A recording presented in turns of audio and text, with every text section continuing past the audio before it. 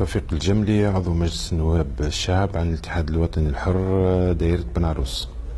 على مستوى الدائرة متاعي كنت قريب ياسر من مشاغل المواطنين، نتنقل في كامل معتمديات ولاية بن عروس، نحاول نتصل بالمسؤولين، ندلل بعض الصعاب اللي تعترض المواطنين على المستوى الاجتماعي، على المستوى الاقتصادي في الجهة. كنت نحاول نبلغ صوت الولاية الكل واحتياجاتها للوزارات المعنية. كذلك على مستوى البرلمان تقلدت رئاسة لجنة شؤون التونسيين بالخارج مدة سنة، وبشهادة الأعضاء اللي كانوا متواجدين معايا كان العمل في السنة هذيك يعني كان حثيث. استمعنا إلى عديد الأطراف اللي متداخلة في قضايا ومشاكل التونسيين بالخارج.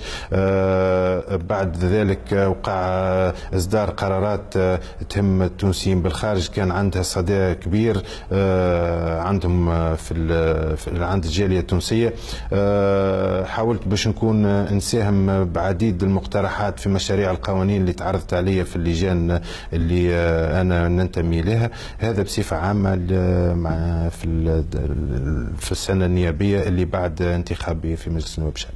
والله نواصل في العمل متاعي، من اهم الاولويات ان شاء الله انا عضو في لجنه التوافقات اللي كانت درست قانون الانتخابات البلديه اللي هو مهم جدا للبلاد، تشوف حاله البلاد يعني بحكم انه نيابات خصوصيه ماهيش رسميه، حاله البلاد من حيث النظافه من حيث البنيه التحتيه. ان شاء الله نحاول نكون ندفع باش قانون الانتخابات يقع استكماله وتكون فما انتخابات ان شاء الله في السنه البلديه في السنه القادمه ان شاء الله.